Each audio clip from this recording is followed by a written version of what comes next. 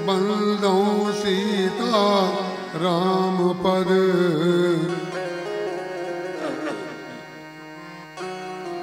जिनहि परम प्रिय खिन्न जनक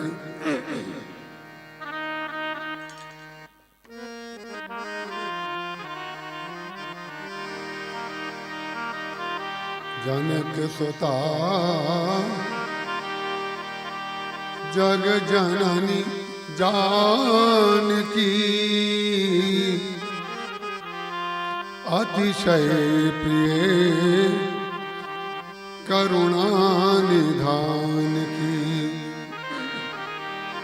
ताके युग पद कमल मनावो जासु कृपा निर्मल मति पावो श्री गुरु चरण सरोज रज निज मन मुकुर सुधारी बरनौ रघुबर बिमल यश जोदायक फलचार हृदय विराजत राम सिंह और दास हनुमान ऐसे श्री गुरुदेव को बारंबार प्रणाम। बोलिए सियावर रामचंद्र भगवान की जय। उमापति महादेव की जय। पवन सुत हनुमान की जय। गुरुदेव भगवान की जय। गंगा मैया की जय। जय जय सीताराम।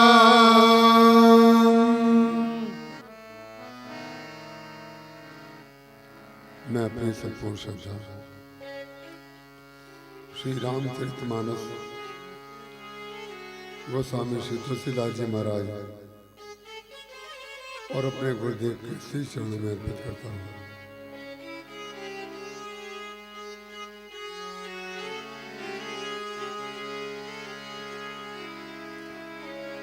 सोनी समुझहि जन मुदित मन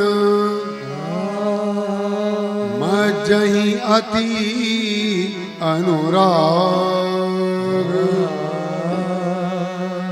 लहहि चारि फल अछत तनु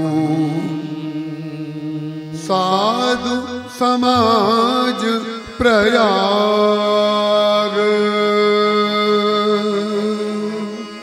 सुनि समुझहि जन मुदित मन मज्जहि अति अनुराग लहहि चारि फल अछत तनु साधु समाज प्रयाग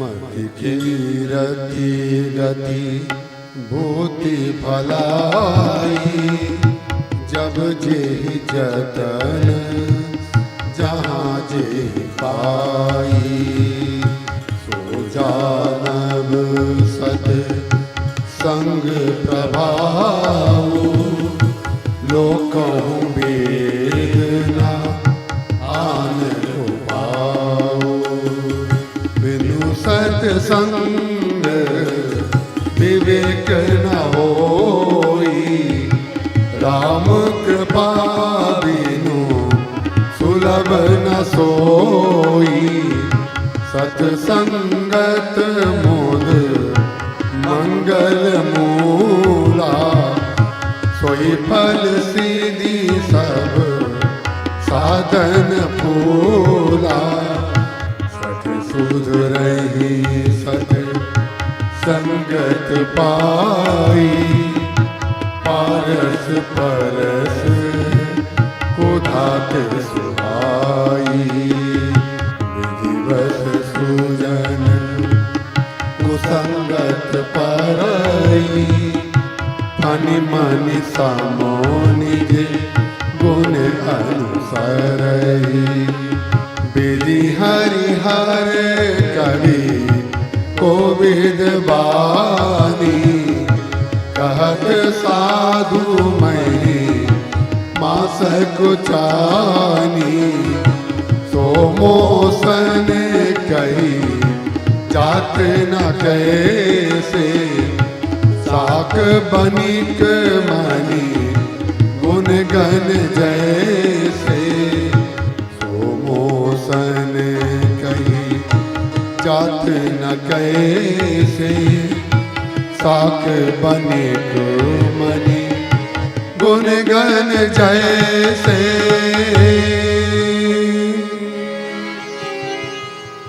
बंदो संत समान चित हित अनहित नहीं कोई अंजलि गत शुभ सुमन जिमी सम सुगंध कर दोई सियावर रामचंद्र भगवान की जय।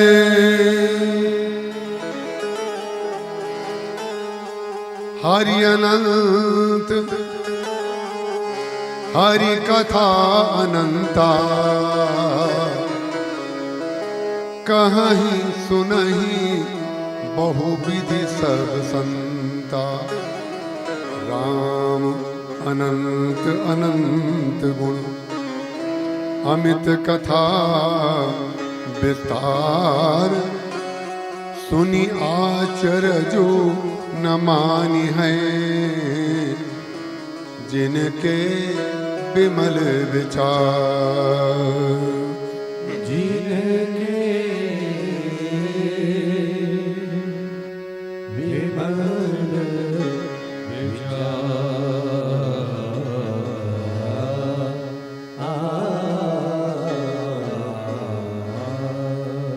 राम कथा रस के रसज्ञ प्रभास महानुभाव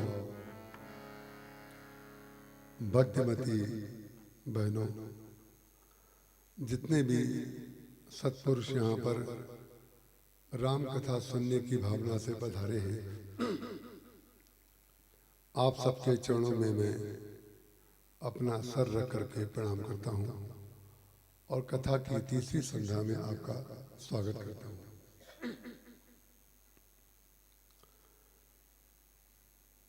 हमारे सामने आदरणीय श्री रविशंकर डॉक्टर रविशंकर जी व्यास रोज देखता हूँ, कोई कल्पना भी नहीं कर सकता कि भावस्थिति कभी कभी ऐसी होती है।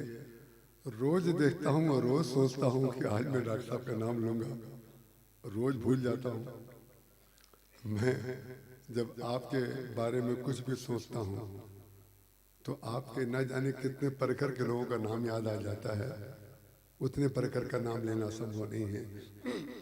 बड़ी सुखद स्मृतियाँ आपके साथ हैं। मैं आपके प्रति बहुत बहुत सम्मान करता हूँ, आदर करता हूँ। विवेकानंद विद्यापीठ के सचिव परम आदरणीय डॉक्टर श्री ओम प्रकाश जी वर्मा, जो एक बहुत ही विशिष्ट परंपरा से जुड़े हुए हैं, शरीर और आत्मा को यदि एक ही माने तो परम पूज्यपाद स्वामी आत्मानंद जी महाराज की परंपरा से आपका संबंध है और आप विवेकानंद विद्यापीठ के सचिव हैं और हमारे अपने आत्मन आत्मीय और सुहृद परम पूज्य स्वामी प्रपत्यानंद जी महाराज, हम दो लोग बालकपन से सेवक हैं। हम पिताजी की सेवा करते थे, माता जी की सेवा करते थे, अंतर केवल इतना ही है। हमारे गुरुदेव महाराज जी की माता जी हमारे धर्मपत्नी, उनकी सेवा में आप बनारस में रहते थे और हम लोगों का मिलना जादूगर की तरह से हुआ। उसकी कहने की आवश्यकता नहीं है। ऋषिकेश में हम लोग दोबारा पुनर्जन्म हम लोगों का हो गया, मिल गए, और एक कथा में तीसरा जन्म है हम लोगों का। हम आपका बहुत बहुत सम्मान करते हैं।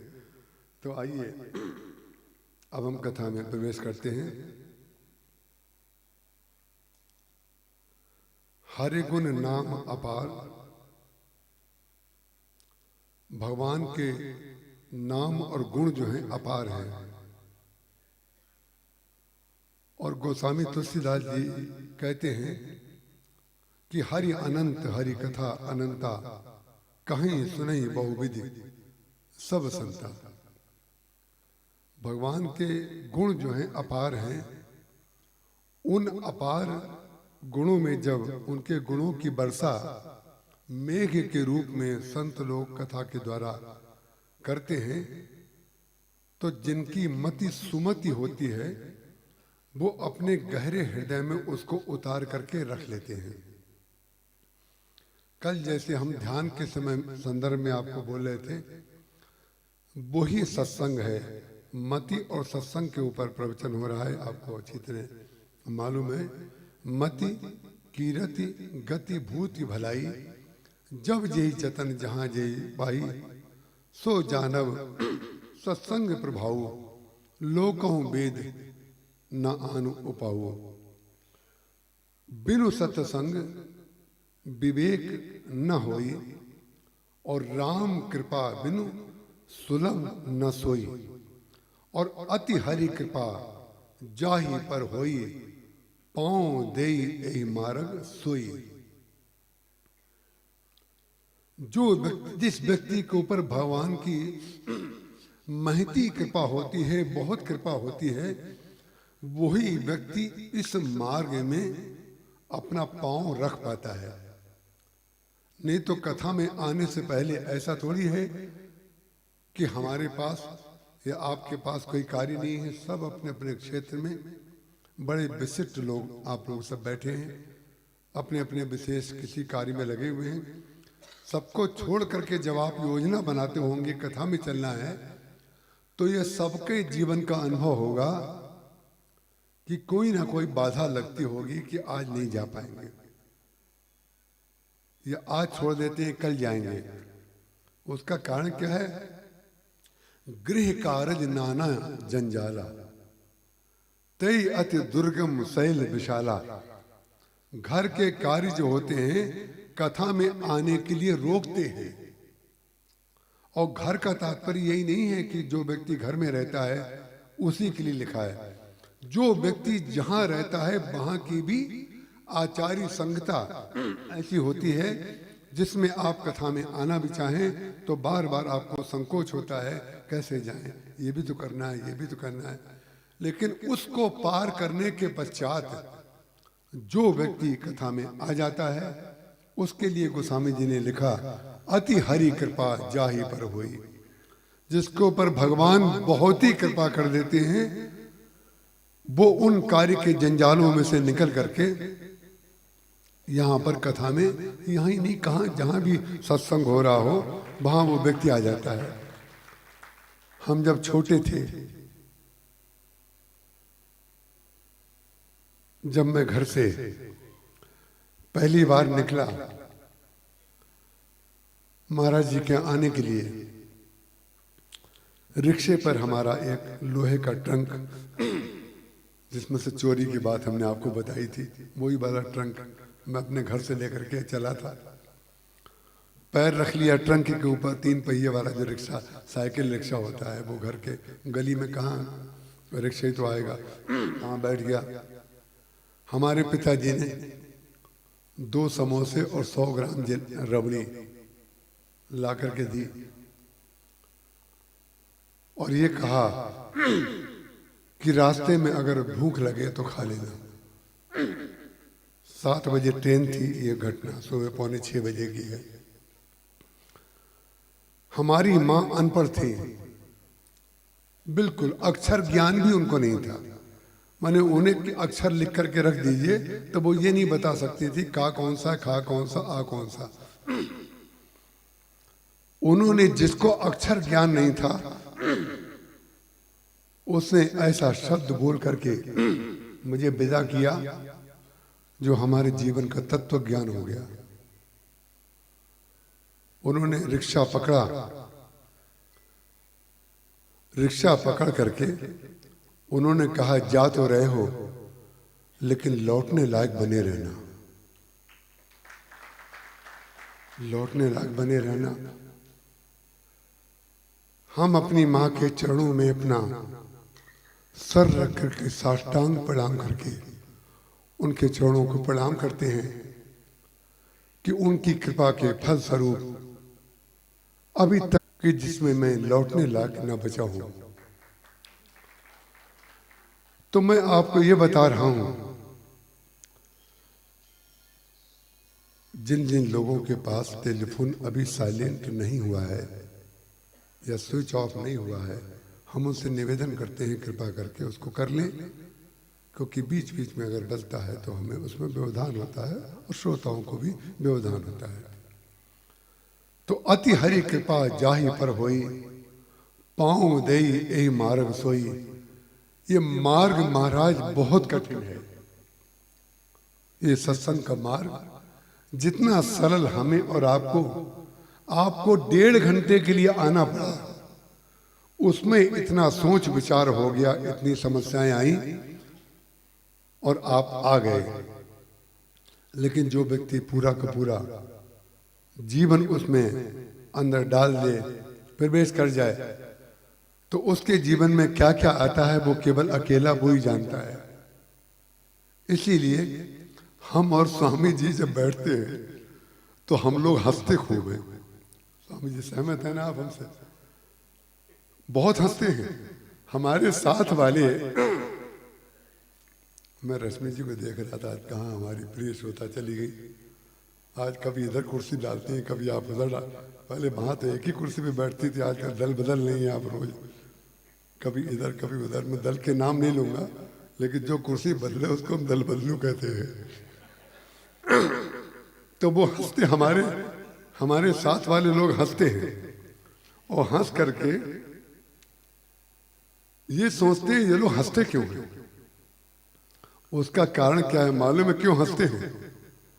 वो इसलिए हंसते हैं कि हमारा जो स्वाभाविक स्वरूप है वो तो आनंद ही है, और वो जिसका स्वाभाविक स्वरूप आनंद होगा वो व्यक्ति तो उसके सामने हंसेगा ही हंसेगा।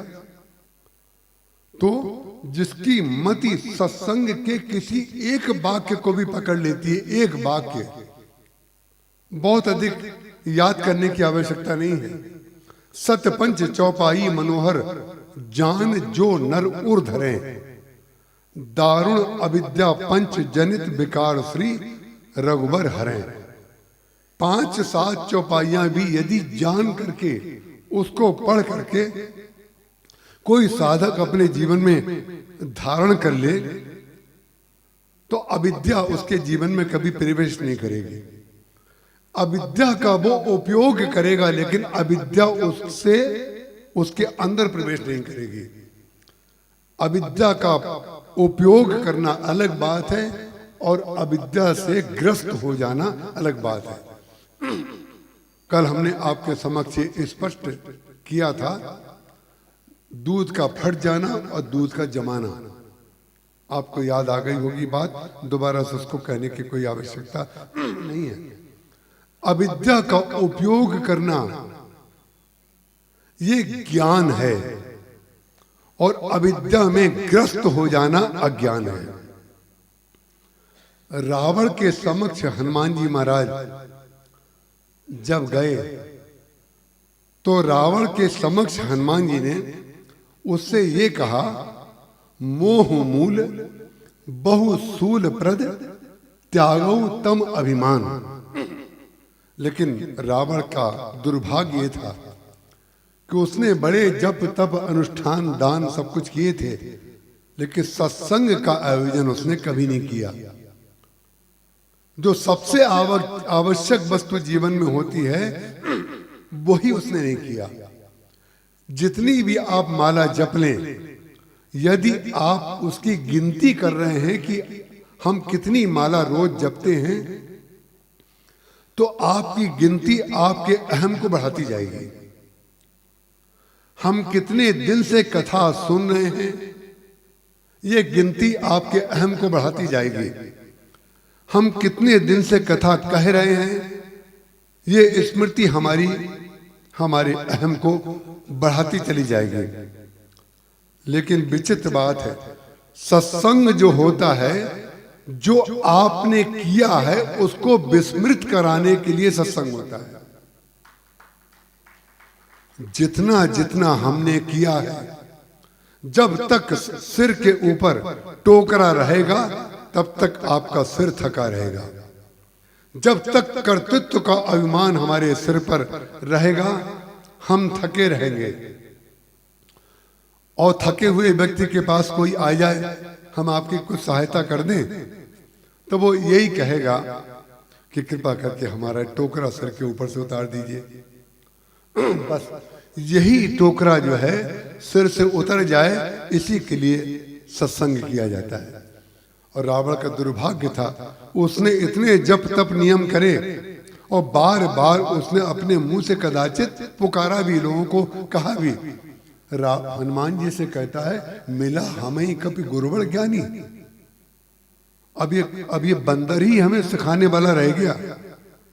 ध्यान रखिएगा, किस ज्ञानी के जीवन में कौन सा बंदर आ जाए कुछ पता नहीं। खास करके जब अज्ञानी व्यक्ति आपके सामने आ जाए तब तो बहुत सावधान रखिएगा, क्योंकि कभी कभी भगवान अज्ञानी को भेज देते हैं। जैसे ज्ञानी गरुड़ जी, जो पहले दिन मैंने आपसे कहा था, जो गरुड़ महाज्ञानी गुण राशि हरि सेवक अति निकट निवासी, उनको भगवान का बंधन काटने के बाद, बंधन काटने की जो स्मृति थी वो समस्या का कारण बन गई। काटने के बाद नारद जी ने केवल इतना कहा था उनसे कि भगवान को मेघनाद ने नागपाश में बांध दिया है, आप अपने दांतों से जाकर के उनको काट करके बंधन मुक्त कर दीजिए। लेकिन बंधन मुक्त करने के बाद भगवान को मुक्त कर दिया और स्वयं बंध गए। अंत में जाकर के नारद जी, ब्रह्मा जी और शंकर जी, तीनों लोग उनकी समस्या का समाधान नहीं कर पाए। शंकर जी ने उनसे कहा, ऐसा करो तुम सुमेरु पर्वत पे चले जाओ। सुमेरु पर्वत पे क्यों चले जाएं? बोले एक कागभूषुंडी जी नाम का कौआ वहां रोज प्रवचन करता है, रोज कथा करता है, और जब तुम उसकी कथा सुनोगे तब तुम्हारा जो अज्ञान जनित ये जो भ्रम तुमको हो गया है, संशय हो गया है कि भगवान कैसे बन गए, वो दूर हो जाएगा। विचित्र बात है, गरुड़ जी महाराज एक ऐसे पक्षी के पास गए, गरुड़ सबसे बड़े पक्षी राज, और कौआ कौन सा पक्षी होता है जिसको आज तक किसी ने पिंजरे में बंद नहीं किया? ऐसा होता है कौआ, सबसे बड़ा पक्षी सबसे छोटे पक्षी के पास गया। ये है अज्ञान से निवृत्ति का उपाय, मोह से निवृत्ति का उपाय, संशय से निवृत्ति का उपाय। यदि शंकर जी के ऊपर उनका विश्वास नहीं होता तो वो कौवे के पास जाकर के भी यही कहते, अरे इसके पास मुझे भेजा है, इससे ज्यादा तो मैं पहले से ही जानता हूं। बस इससे ज्यादा तो मैं पहले से ही जानता हूं, ये सत्य होते हुए भी असत्य है। क्योंकि यदि आप उससे ज्यादा जानते भी होंगे तो आपने पढ़ा होगा, अनुभव तो किया ही नहीं होगा। क्योंकि ज्ञान जो होता है पढ़ने से सीमित ज्ञान होता है, अनुभव करने से असीमित ज्ञान होता है। अनुभव करने से असीमित ज्ञान होता है। जितने बच्चे पढ़ते हैं उनको प्रैक्टिकल भी कराया जाता है, उनसे पूछा भी जाता है, उनसे लिखित प्रश्न भी किए जाते हैं। और जब तक सुना हुआ ज्ञान जब तक जीवन में ना उतर आए, जब ड्राइवर हमें गाड़ी चलाना सिखाता है तो वो ये कहता है कि बिल्कुल सीधे बैठना, बिल्कुल सामने देखना और हैंडल को सीधा रखना, ये पहली शिक्षा उसकी होती है। सीधे बैठना, सामने देखना और हैंडल को सीधा रखना। लेकिन विचित्र बात है, जब आप गाड़ी चलाने में पारंगत हो जाते हैं, जब आपको ड्राइवर सिखाने वाले की आवश्यकता नहीं रह जाती है, तो आप सीधे भी नहीं बैठते हैं, सामने भी नहीं देखते हैं और स्टीयरिंग को सीधा भी नहीं रखते हैं। अगर पहला ज्ञान का उसका वाक्य आप मान करके कह लें कि हमारे गुरु जी ने पहला वाक्य तो यही बोला था, तो आप एक्सीडेंट कर देंगे। गुरु जी ने पहला वाक्य बोला था, लेकिन गुरु जी ने अंतिम वाक्य कौन सा बोला था? और गुरु जी ने मध्य में क्या बोला था? गुरु जी ने कुल्हड़ मंगवाया, बोले दूध ला दो, और दूध आप लेके गए और गुरु जी ने दूध पी लिया और गुरु जी का कुल्हड़ आपने तोड़ दिया। और कोई व्यक्ति कहे गुरु जी ने जिसमें कुल्हड़ में दूध पिया तुमने तोड़ दिया, वही परिपक्व शिष्य है जो दूध पी लेने के बाद कुल्हड़ को तोड़ दे। माने जिस माया का हमने उपयोग किया, जिस वस्तु का हमने उपयोग किया, उस कार्य को करने के बाद उससे असंगता हमारे अंदर आ गई कि नहीं? असंगता, और असंगता आ जाएगी तब जब हमारी मति जो है सत्संग कर चुकी होगी। माताएं रोटी बनाने से पहले आटा गूंथती हैं। आटा गूंथने के पश्चात जब आटा तैयार हो जाता है, गूंथ करके पानी और आटे के संयोजन से जब वो आटा तैयार हो जाता है, तो उसको ऐसे करके लपेट करके परात में किनारे रख देती हैं और बाएं हाथ से एक कटोरी में सूखा आटा उठाती हैं और उसको उसके सामने रख देती हैं। रखने के बाद पहला काम क्या करती हैं? पहला काम ये करती हैं कि हाथ धो लेती हैं। हाथ धोने के बाद हाथ पोंछ लेती हैं। आप पूछ सकते हैं इसको कहने की क्या जरूरत है, इसका कथा से क्या संबंध है? असंगता के लिए इससे श्रेष्ठ उदाहरण और कोई नहीं हो सकता। जब आप संसार का प्रपंच करेंगे, चाहे सन्यासी हो, चाहे गृहस्थ हो, चाहे वानप्रस्थ हो, चाहे स्त्री हो, चाहे पुरुष हो, कोई भी हो, संसार में जब व्यवहार करेगा तो उसको माया का उपयोग किए बगैर नहीं कर सकता। लेकिन जब आटा तैयार हो जाए तो रोटी तब बनेगी जब आप हाथ साफ करके हाथ पोंछ लें। माने उस गुथे हुए आटे से असंगता जब तक आपकी नहीं हो जाएगी, आप अपने हाथ को पूर्ववत नहीं कर लेंगे, तब तक आप रोटी नहीं बना पाएंगे। जो सने हुए हाथ हैं उनसे रोटी नहीं बनती है। तो जो असंग सन्यासी है और सामान्य व्यक्ति है, उसमें केवल मात्र इतना ही अंतर होता है, एक हाथ पोंछ करके रोटी बना रहा है और एक सने हुए हाथ से रोटी बना रहा है। सने हुए हाथ से जो रोटी बनाएगा, रोटी भी ठीक नहीं बनेगी, बेलन भी पकड़ते नहीं बनेगा, और रोटी जब ऐसे करेंगे तो चिपक जाएगी। और चिपक जो गया वो संसारी है और छूट गया वो संत है। छूट कैसे गया? कैसे पता चला कि छूट गया? बोले हलवा जब पक जाता है तो कढ़ाई को छोड़ देता है। हलवा जब पक जाता है उसकी पहचान क्या है? कि जो हलवा आप बना रहे थे पक गया है। उसकी पहचान ये है, जब करछी से आप उसको चलाएंगे तो वो कढ़ाई को छोड़ता चलेगा। जो ही कढ़ाई को छोड़ दे, इसका तात्पर्य अब इसमें कुछ करने की आवश्यकता नहीं है।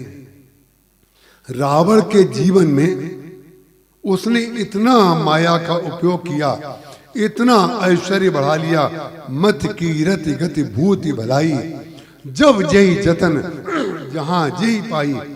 कौन सी ऐसी वस्तु है जो रावण के पास नहीं है? आजकल तो जो बुद्धिजीवी लोग आलेख लिखते हैं, उसमें कभी कभी हमने ऐसे वक्ताओं को भी जानते हैं जो रावण की प्रशंसा करना अपनी मौलिकता मानते हैं। वो सोचते हैं रावण की प्रशंसा जब तक ना करें तब तक हमारी मौलिकता कैसे सिद्ध होगी। राम की प्रशंसा तो सारे वक्ता करते आ रहे हैं, हम जरा रावण की प्रशंसा करके दिखाएं। उसका कारण क्या है? मौलिकता के नाम पर आप माया का प्रचार कर रहे हैं। मौलिकता के नाम पे माया। हनुमान जी महाराज ने उससे कहा, मोह मूल बहुशूल प्रद त्यागो उत्तम अभिमान। आप तमोगुणी अहंकार छोड़ दीजिए और भजऊ राम रघुनायक कृपा सिंधु भगवान।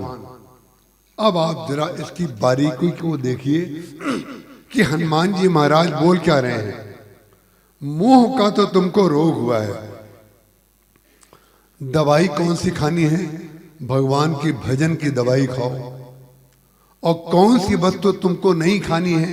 डॉक्टर एक तो आपको रोग बताता है और एक पथ्य बताता है कि क्या खाना है क्या नहीं, और एक दवाई बताता है। तो क्या खाना है क्या नहीं खाना है? हनुमान जी ने कहा 3 चीजें हैं, उसमें से 2 चीजें छोड़ दो, एक चीज तुम खा सकते हो। मोह मूल बहुशूल प्रद त्यागो उत्तम अभिमान। तम अभिमान छोड़ दो, तमोगुणी अभिमान तुम छोड़ दो।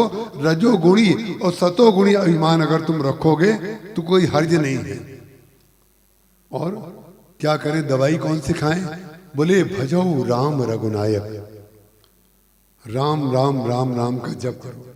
भजो राम रघुनायक। विचित्र बात है, किसी को कह दो, कई लोग कहते हैं जब दीक्षा दे दीजिए, मंत्र दे दीजिए। अगर हम उनसे ये कह दें कि राम राम जपा करो, तो वो कहेंगे ये कैसे गुरुजी है, 1 मिनट में ऐसी दीक्षा होती है क्या? जब तक वो 2-4 नारियल ला करके हमारी गोद में ना रख दे, और 2-4 हमारे डॉक्टर नवनीत जैन ने बड़े नारियल बोरे में भरे हैं। महाराज जी बहुत लोगों को दीक्षा देते थे तो नारियल इतने इकट्ठे होते थे, तो डॉक्टर साहब हमसे बार बार कहते थे जो दीक्षा लेता है उसी को नारियल को नहीं दे देते आप। हमारे लीगल एडवाइजर तो वही है, वो कहते थे जो दीक्षा लेता उसी समय, वो कहते उसी समय सल्टा दिया करिए, उसी समय। अरे भाई हमारी बचपने की बातें हैं, इसको आप इस समय से मत जोड़ दीजिएगा। हम लोग जब दोनों छोटे थे तब की बात कर रहे हैं, हम दोनों की आयु में केवल 6 महीने का अंतर है। तो जब महाराज जी की सेवा में थे तो नारियल ढेर से, तो नारियल जब तक ना चढ़ा लें तब तक दीक्षा कैसे होगी? नारियल तो प्रमुख वस्तु है।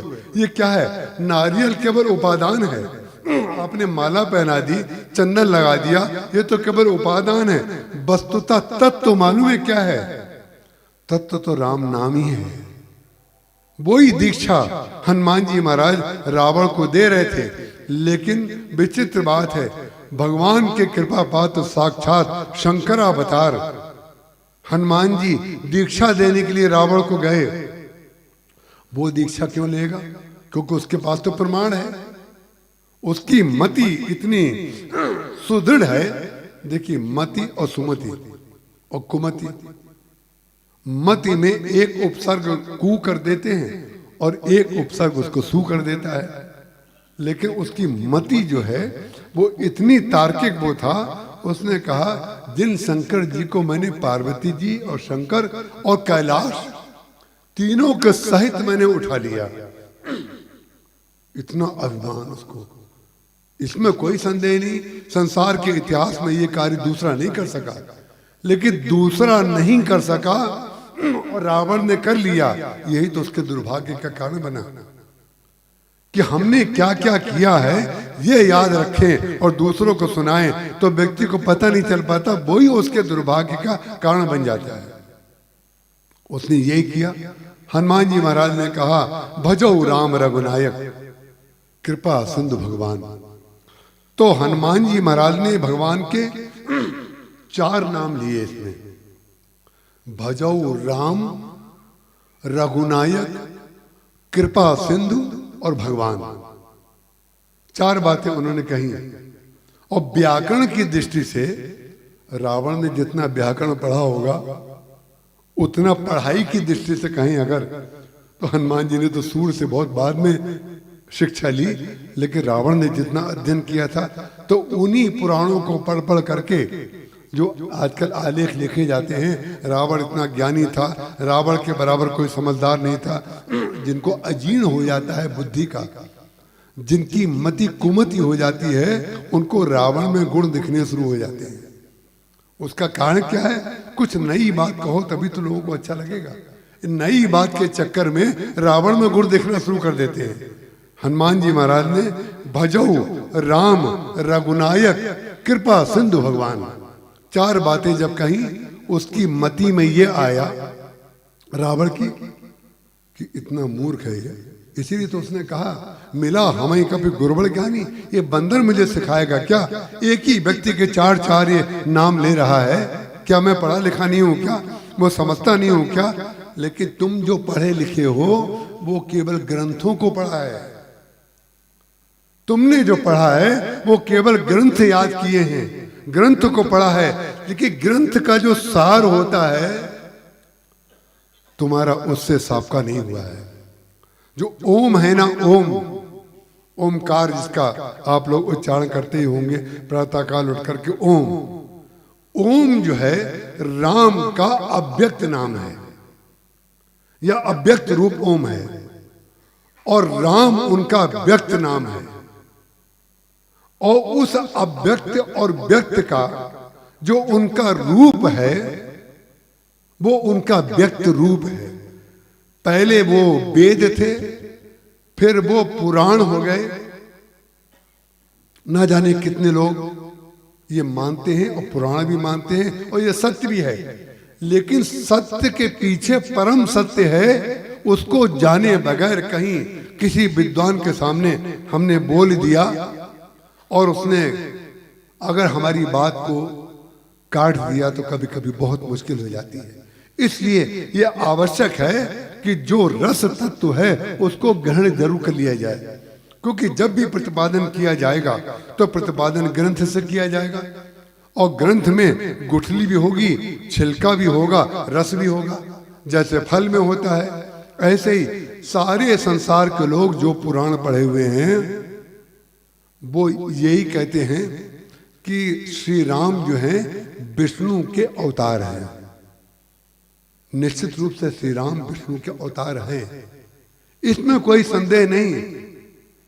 लेकिन राम विष्णु के अवतार हैं, इसका तात्पर्य लोग ये समझ लेते हैं कि विष्णु बड़े हैं और राम छोटे हैं।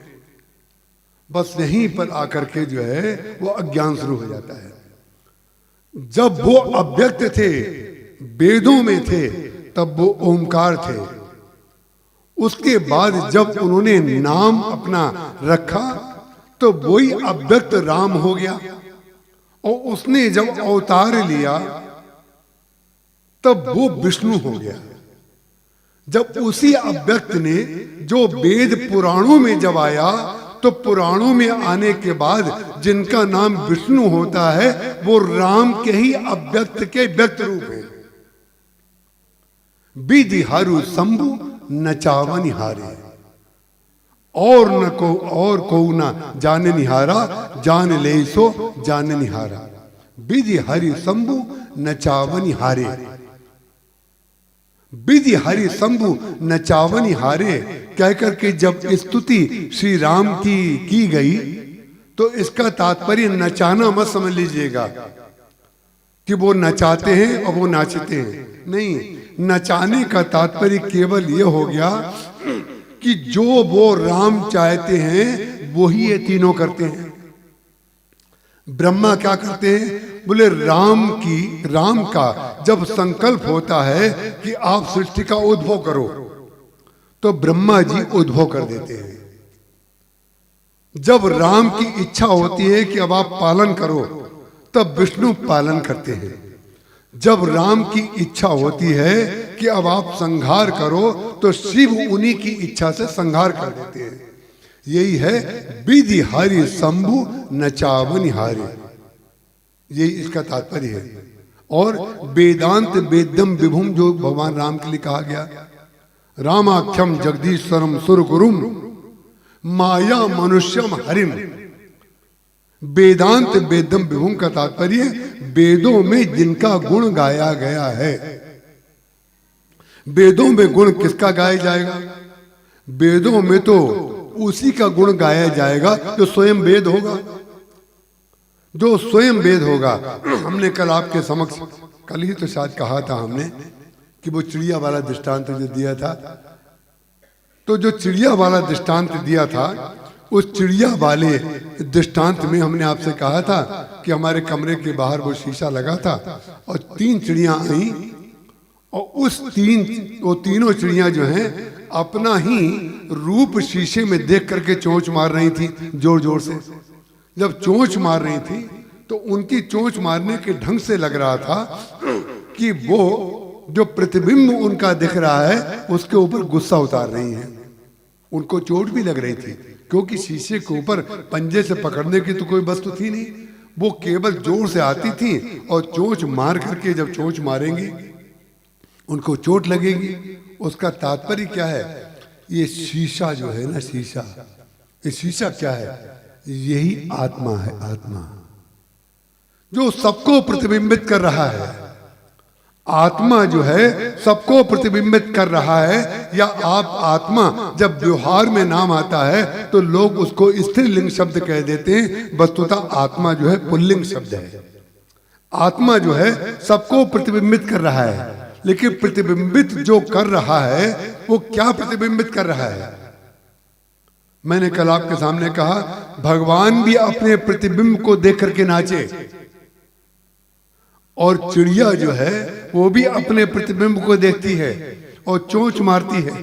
तो आत्मा में अपना ना तो कोई रूप है, ना आत्मा की कोई इच्छा है, ना आत्मा की कोई सृष्टि है, ना आत्मा का कोई सृजन है, ना उसमें कोई द्वितीय है, ना कोई अद्वितीय है, ना कोई प्रगति है, ना कोई हानि है, ना स्थिरता है, ना उद्गम है, ना संहार है। आत्मा संपूर्ण है, उसमें किसी प्रकार का उद्वेलन कभी होता ही नहीं है।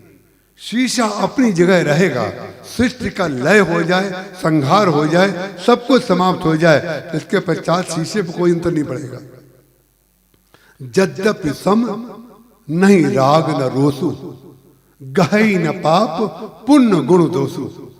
शीशा जो होता है, आत्मा जो होता है, वो पाप पुण्य गुण कुछ भी ग्रहण नहीं करता है, उसे किसी से कोई लेना नहीं है। तो पाप पुण्य राग द्वेष जो दिखाई दे रहा है शीशे में, वो किसको दिखाई दे रहा है? बोले जो अपना प्रतिबिंब आत्मा में देख रहा है उसको दिख रहा है। ये जो चोंच मार रही है चिड़िया, वो तो अपना प्रतिबिंब देख रही है ना। आत्मा में जब अपना प्रतिबिंब दिखाई देता है तो व्यक्ति के अंदर जो भरा हुआ है वही वस्तु वो उसमें बिंब में देखा करता है।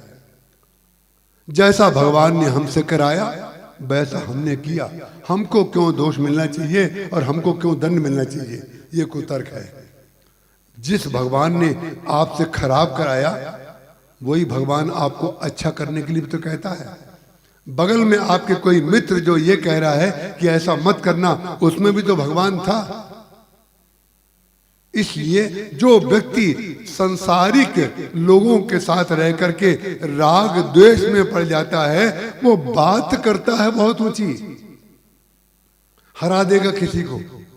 एक सज्जन को तो हम ऐसा जानते हैं कि इन्होंने अपने आप को शंकर जी घोषित कर दिया है, हम साक्षात शिव के अवतार हैं, और कई उनके भक्तों ने उनको शिव मान भी लिया है। लेकिन भाई ठीक है भाई, अब शिव अगर हैं तो निश्चित रूप से अगर किसी ने मान लिया है तो उसके लिए शिव होंगे।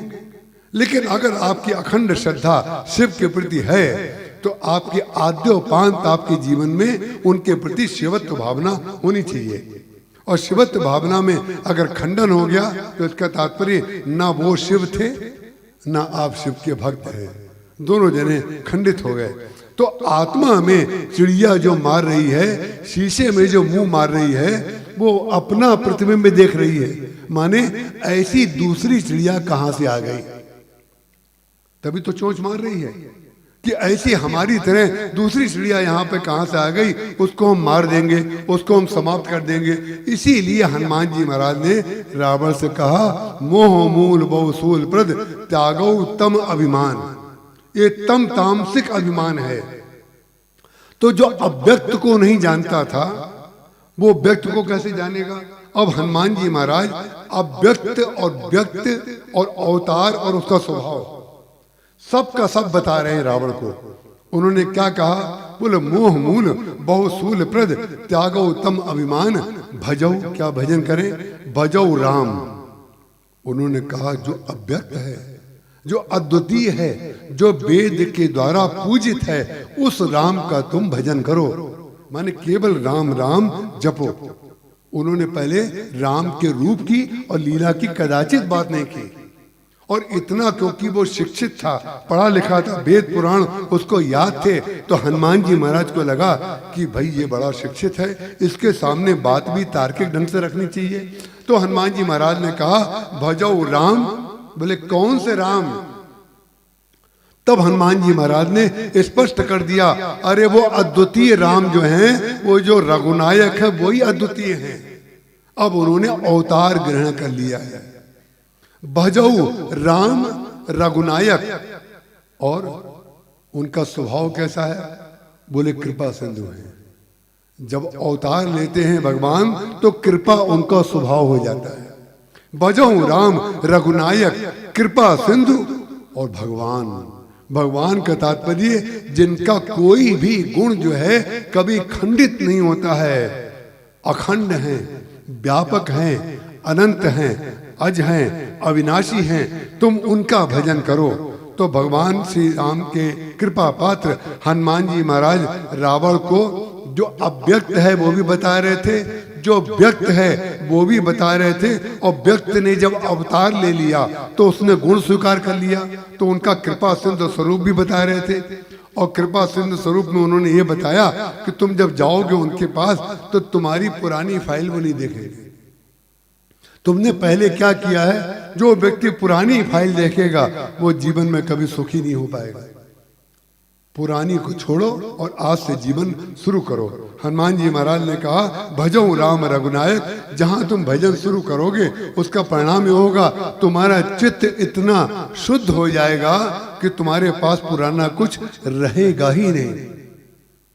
मज्जन फल पेखिए तत्काल। जिस समय आप भगवान का भजन शुरू करते हैं तत्काल आपके जीवन में वो प्रभाव आ जाता है कि आपका जीवन परम पवित्र हो जाता है। आप आत्म रूप में स्थित हो जाते हैं, आपको किसी के दोष और गुण दिखने बंद हो जाते हैं। इसी को कहते हैं ध्यान, इसी को कहते हैं मेडिटेशन। जब तक दूसरा दिख रहा है तब तक ध्यान की प्रक्रिया हो रही है, या हम समय का पालन कर रहे हैं या समय को व्यतीत कर रहे हैं।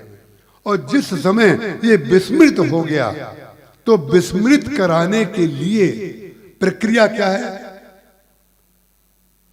गुणों की विस्मृति हो जाए उसकी प्रक्रिया क्या है, बोले गुणों की विस्मृति हो जाए उसकी प्रक्रिया यह है कि आपके जीवन में कोई संत आए और उसकी स्मृति कराए। स्मृति कराएगा तो विस्मृति हो जाएगी। स्मृति होने के बाद क्या होगा, बोले अपने स्वरूप का ज्ञान हो जाएगा। जब वो सत्संग कराएगा तो सत्संग कराने के बाद अपने स्वरूप का जब ज्ञान हो जाएगा, और अपने स्वरूप का जब ज्ञान हो जाएगा तब सोते हैं तो ही ताई नहीं वेदा, बारी बीच एव गावई वेदा। जहां वो राम में निष्ठ हो जाता तो रावण में और हनुमान जी में अंतर कहाँ है। रावण और हनुमान जी में अंतर तो कोई है ही नहीं। वो तो शीशे में देख देख करके उसको प्रतिबिंब अपना देख रहा है और दिख रहे हैं उसमें हनुमान जी। विचित्र बात है, जो राग द्वेष रावण के अंदर भरा हुआ है वो आत्मा रूप हनुमान जी के अंदर वो स्वयं अपना प्रतिबिंब देख रहा है। अपने प्रतिबिंब के कारण उसको उनमें बंदर दिखाई दे रहा है। बंदर हनुमान जी नहीं है, बंदर जो है रावण है। रावण उसका कारण क्या है, जो संसार के सामने नाच रहा है वही तो बंदर है। हनुमान जी महाराज कहाँ नाचे, हनुमान जी तो कहीं नहीं नाचे। तो अपना प्रतिबिंब व्यक्ति देखता है और आरोपित करता है आत्मा को। आत्मा तो शुद्ध बुद्ध है, उसमें तो किसी प्रकार की कोई विकृति होती ही नहीं है। हनुमान जी महाराज ने यही कहा, भजऊ राम रघुनायक कृपा सिंधु भगवान। बोले वही अव्यक्त जो है अव्यक्त हो गया। जैसे शंकर जी का जब विवाह हुआ तो किसी वैज्ञानिक के गले में ये बात नहीं उतरेगी, लेकिन हमारे गुरुदेव ने कहा यदि आपको रामचरितमानस को पढ़ना है और अपनी संस्कृति को ठीक से जानना है, उसको ग्रहण करना है, हृदय में बसा लेना है, तो पहले विश्वास की पटली पर बैठ जाओ। जो कहा जाएगा उसको मान लिया जाएगा। और जो व्यक्ति विश्वास की पटली पर बैठ जाता है, विश्वास एक दिन ऐसा फलीभूत होता है कि व्यक्ति को कौन सी वस्तु उसमें नहीं मिल जाती है। भगवान शंकर और पार्वती जी का विवाह हुआ। कोई वैज्ञानिक जी बगल में बैठे थे। गोस्वामी तुलसीदास जी महाराज ने लिखा कि भगवान शंकर ने और पार्वती जी ने मंडप में गणेश जी का पूजन किया। अब बोलो, संसार के जितने लोग हैं वो तो तर्क लेकर के खड़े हो जाएंगे, क्या व्यर्थ की बातें आप करते हैं। जब तक शंकर जी और पार्वती जी का विवाह नहीं होगा तब तक गणेश जी पैदा कहां से हो गए। लगता है गोस्वामी तुलसीदास जी महाराज ने लिखने में गलती कर दी। गोस्वामी जी की गलती हम बता सकते हैं, अपनी गलती नहीं मान सकते। यही है मति महाराज, इसी को कहते हैं बुद्धि। इसमें जब तक सत्संग का उपसर्ग ना लगे, ये सुमति ना हो, तब तक महाराज बात मान लेना बहुत। इसीलिए तो रावण ने सत्संग नहीं किया अपनी लंका में, क्योंकि सत्संग में व्यक्ति को दूसरे की बात सुननी पड़ती है और व्यक्ति सुनने को तैयार नहीं है। गोस्वामी तुलसीदास जी महाराज से किसी ने कहा, ये पार्वती जी और शंकर जी का अभी विवाह नहीं हुआ और आपने गणेश जी को कहां से पैदा कर दिया कि गणेश जी का पूजन किया। तब हमारे गुरुदेव ने बहुत सुंदर उसका उत्तर दिया। उन्होंने कहा, मुनि अनुशासन गणपति पूजऊ संभ भवानी। शंकर जी ने पार्वती जी ने मिलकर के गणेश जी का पूजन किया, लेकिन आप सुनने के बाद क्या करें। बोले विश्वास करिएगा। जिनका मन हरि अनंत हरि कथा अनंता, कहीं सुनई बहुविध सब संता। राम अनंत अनंत गुण अमित कथा विस्तार, सुनी आचरज न मानी है। कौन? बोले जिनके विमल विचार। जिनका विचार विमल होगा, जिनका हृदय शुद्ध होगा, वो उसको जो को त्यों मान लेंगे। गोस्वामी जी ने लिखा, मुनि अनुशासन गणपति पूजो संभ भवानी, को करी संशय करे जिमि सुर अनादि जी जाना। कोई नहीं, सिद्ध कोई नहीं कर सकता कि राम पहले कि विष्णु पहले, विष्णु पहले कि राम पहले। बस इसीलिए जो सिद्ध नहीं हो सकता, इसलिए उसको सिद्ध करने के लिए एक अद्वितीय और अव्यक्त नाम रखा गया। पहले मुर्गी की, पहले अंडा। कोई सिद्ध नहीं कर सकता। पहला गेहूं कहां से आया? अगर गेहूं को पैदा करता है तो वो वैज्ञानिक जी हमें ये बताएं कि पहला बोरा जो गेहूं का बना होगा, पहला बोरा या पहला एक गेहूं, वो कहां से बना। इसीलिए इसको अव्यक्त और व्यक्त के रूप में हमने आपके समक्ष समझाना चाहा। वाल्मीकि जी महाराज ने भगवान राम की स्तुति करते हुए कहा, जग पेखन तुम पेखन हारे, जग पेखन तुम देखन हारे, विधि हरि शंभु नचावन हारे। और ये भी कह दिया, त्यों न जाने मरम तुम्हारा।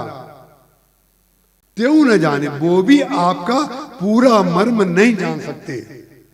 ये हमारी संस्कृति की अनंतता है। जो धर्म ये स्वीकार कर लेगा कि हम कब से शुरू हुए, उसने अपना आदि बता दिया। और जब आदि बता देगा तो आदि का अंत जरूर होता है। और जिसका आदि पता चल गया और जिसका अंत पता चल गया, वो आत्मा तो हो ही नहीं सकता।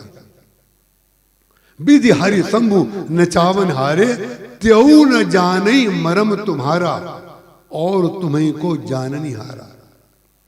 जनक जी महाराज ने इस अनंतता को हम और आगे ले जाते हैं। अभी तो आप विष्णु और श्री राम के संदर्भ में थोड़े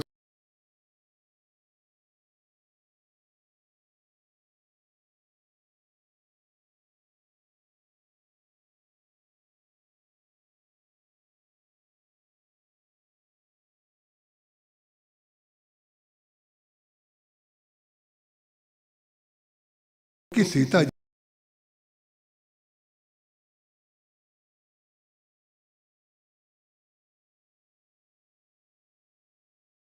माता पिता की जो बच्चों के प्रति भावना होती है, एक बात ध्यान रखिएगा, संसार में कोई द्वितीय व्यक्ति नहीं हो सकता है जो माता पिता का भाव अपने बच्चों के प्रति होता है, कोई उसका स्थान ले सके।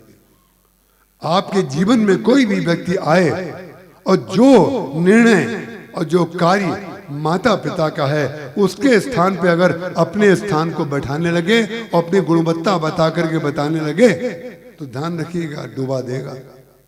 माता पिता सर्वोच्च होते हैं। तो सुनैना जी के अंदर पार्वती वो सीता जी को देख करके दुख होना बिल्कुल स्वाभाविक है, और सुनैना जी के मन में ये आना भी स्वाभाविक है कि सीता को जो वनवास मिला, श्री राम को, हमारे दामाद को जो वनवास मिला, वो तो भरत के कारण मिला ना, क्योंकि कैकेयी जी के पुत्र भरत हैं और भरत को उन्होंने अपना पुत्र माना और वो भरत हैं। तो परिणाम क्या हुआ? तो भरत अगर थे तो उन्हीं के कारण तो ये उनके अंदर भावना पैदा हुई कि हमारे पुत्र को राज्य मिल जाए और राम को वनवास मिल जाए। इस बात को सुनैना जी बोली नहीं, लेकिन बिना बोले जो अव्यक्त शब्द था उसको जनक जैसे ज्ञानी ने समझ लिया। लेकिन जनक जी ने जो समझ लिया, जब बोला तो उसका विस्तार कैसा हुआ? उन्होंने कहा, भरत महा महिमा सुन रानी। अरे भरत के प्रति तुम कदाचित कोई मन में संदेह मत ले आना। भरत महा महिमा सुन रानी, जाने ही राम। उनकी महिमा केवल राम जान सकते हैं, राम जान सकते हैं। इसका मतलब राम सबसे बड़े हो गए। राम भरत की महिमा जानते हैं तो राम के अलावा कोई नहीं जानता है, तो राम सबसे बड़े हो गए। बोले नहीं, राम सबसे बड़े नहीं हो गए।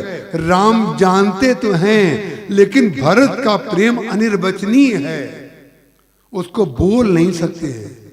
भरत महा महिमा सुन रानी, जाने राम न सकई बखानी।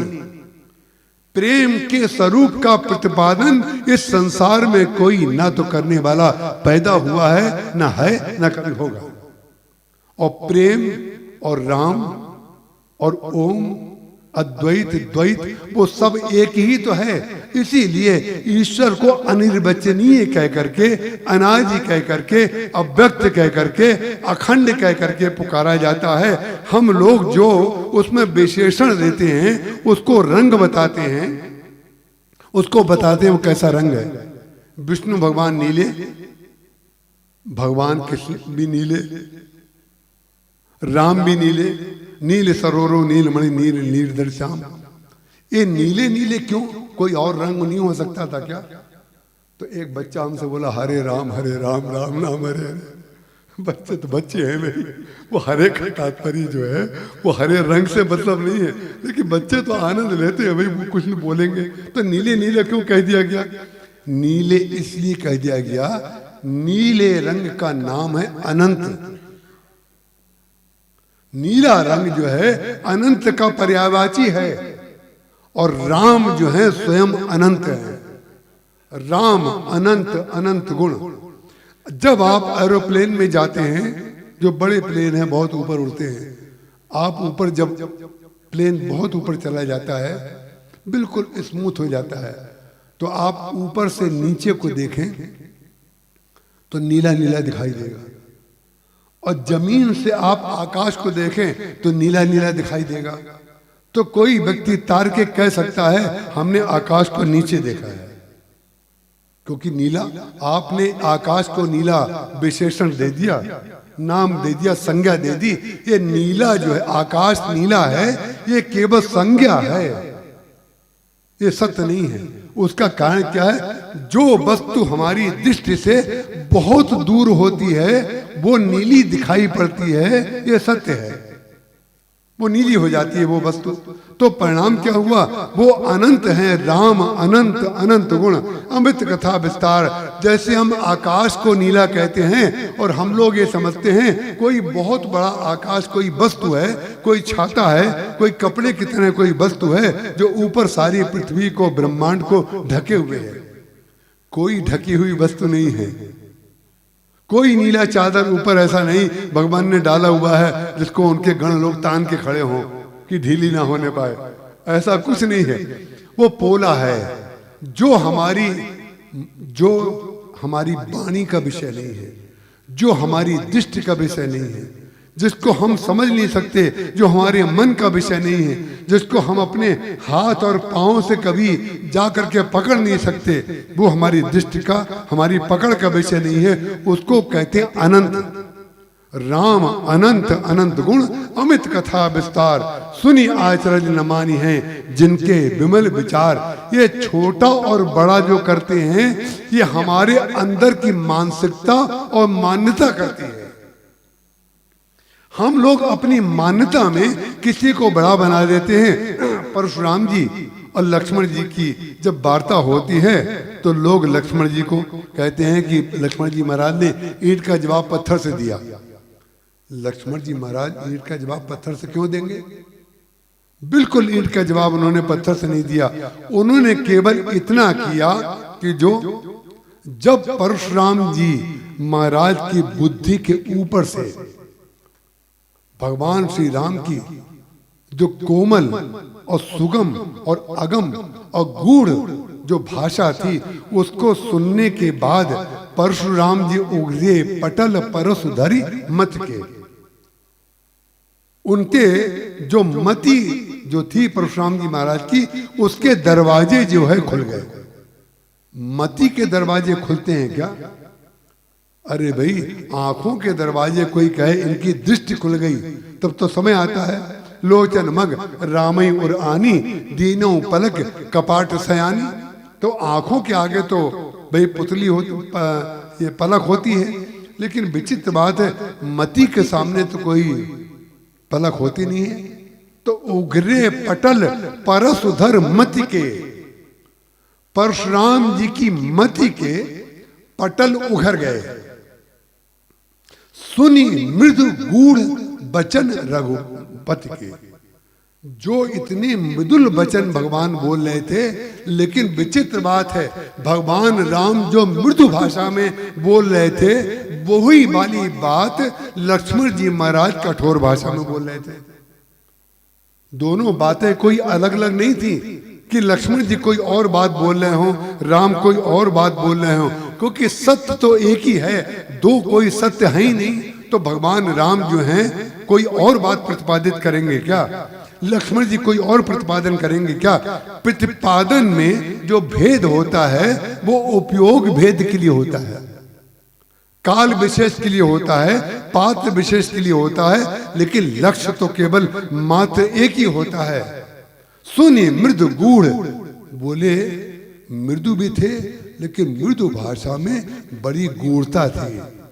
सुनी मृदु गूढ़ बचन रघुपति के, उघरे पटल परसुधर मति के।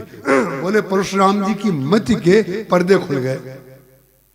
तो मति के पर्दे कैसे खुल गए? आंखों के पर्दे खुलते हैं? बोले नहीं, आंखों का पर्दा तो खुलता दिखाई पड़ता है, लेकिन आंखों का पर्दा तो केवल बाह्य संसार को देखने और ना देखने के लिए होता है, लेकिन मति में जो पर्दा पड़ता है वो बड़ी समस्या पैदा करता है।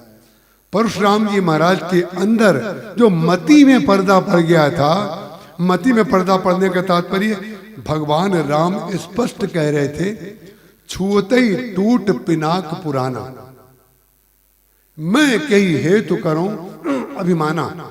हमने तो मात्र धनुष को छुआ था, कृपा करके जिनको नींद आ रही है वो अपनी नींद पे काबू पाए, क्योंकि ये वाली कथा जो है हम कॉपी कट पेस्ट नहीं करते, ध्यान रखिएगा। और अगर नींद आती है तो पीछे भी सीटे हैं, बाएं भी सीटे हैं, मुझे बहुत उलझन होती है सोते हुए देख के किसी को। उखरे पटल परसु धरि मति के, परशुराम जी की मति के पर्दे खुल गए। इसका कारण क्या है? व्यक्ति की मति में जब पर्दा पड़ जाता है तो मालूम है सबसे बड़ी हानि किसकी होती है? सबसे बड़ी हानि उसी व्यक्ति होती है, क्योंकि वही बात विभीषण जी महाराज ने रावण से कही थी, सुमति कुमति सबके उड़ रहे हैं, नाथ पुराण निगम अस कहे, जहां कुमति तहां संपत्ति नाना, जहां कुमति तहां विपत्ति निधाना, तो उर बसी कुमति विपरीता। तुम्हारे अंदर कुमति भर गई है। रावण ने कहा क्या प्रमाण है मेरे अंदर कुमति है? बोले हित अनहित जानो रिपुप्रीता। बोले कोई हित की बात कर रहा है वही तुम्हें उल्टी लग रही है, और जो अहित की बात तुम्हें पढ़ा रहा है वो तुम्हें अच्छी लग रही है। यही तुम्हारी कुमति हो गई है। यही है उग्रे पटल परसुधर मत के।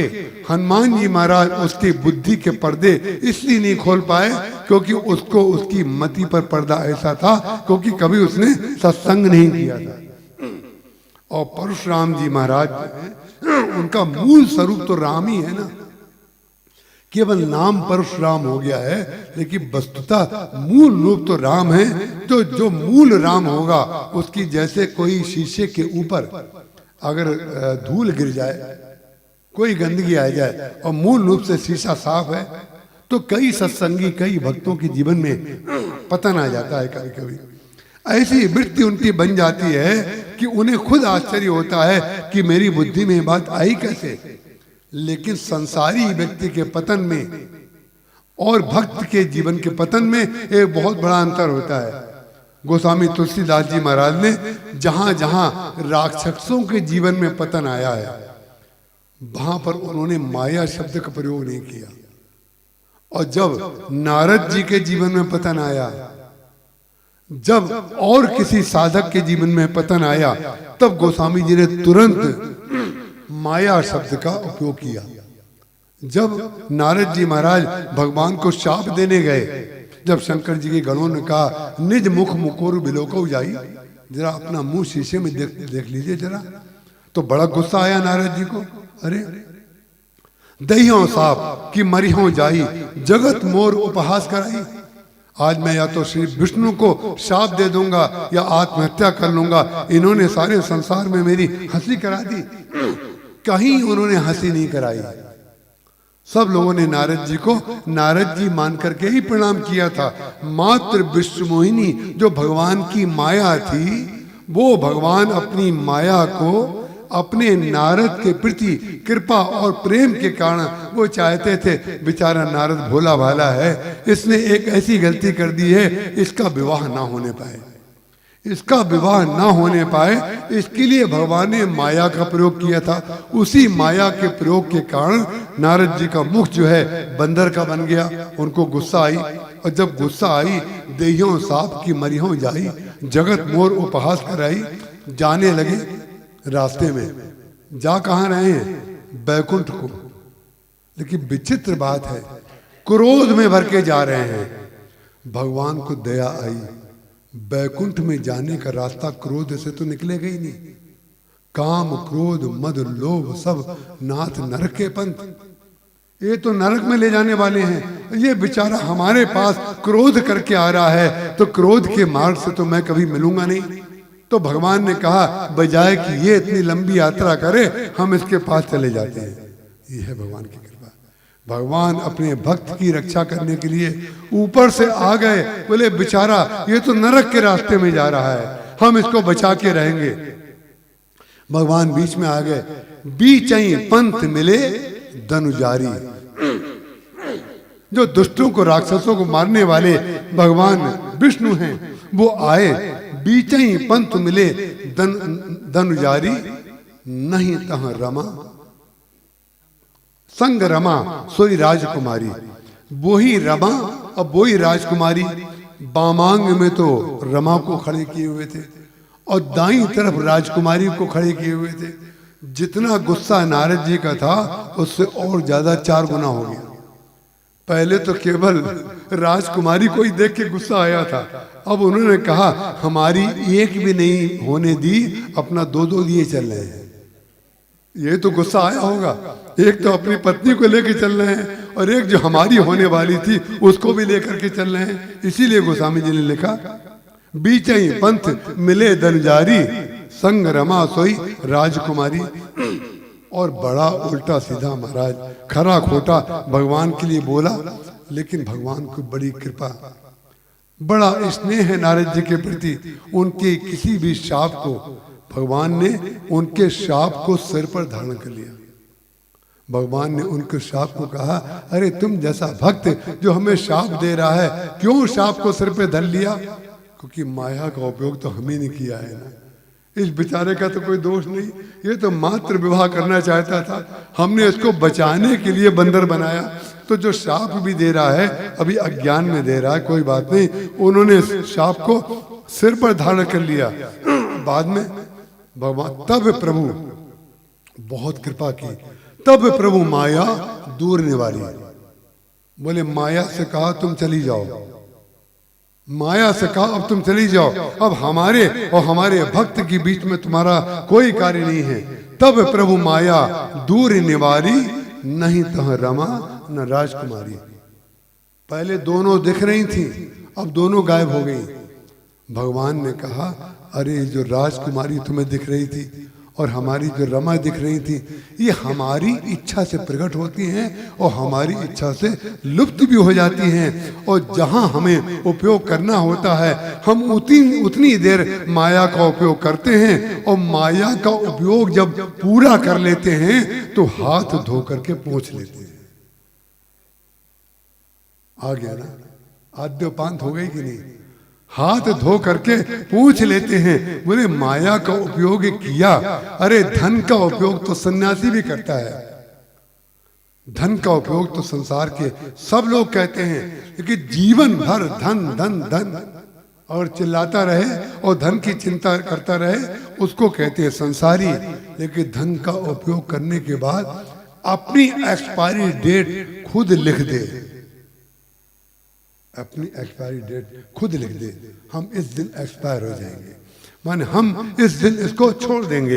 इसका तात्पर्य क्या है? जब व्यक्ति को आवश्यकता है तो आपको माया का उपादान जो है वो तो लेना ही पड़ेगा। माया का उपादान अगर आप नहीं लेंगे, जब तक देखिए जो भगवान ने सृष्टि बनाई है वो कैसे बनाई है? जड़ चेतन गुण दोष में विश्व कीन करता है। कोई व्यक्ति अगर अपने को इतना बड़ा क्रांतिकारी समाजवादी मानता हो कि हम समाज को शुद्ध बुद्ध कर देंगे, सबको एक जैसा बना देंगे, कि सबको ये सोचता हो कि सबको हम माया रहित कर देंगे, उसका बड़ा भारी भ्रम है। उसका कारण क्या है? आप करने के बाद चले जाएंगे और आपने जितना बोला वो ग्रंथों में छप जाएगा और लोग ग्रंथ पढ़ा देंगे, 10-5 लोग 20 लोग उस पर ताली बजा देंगे।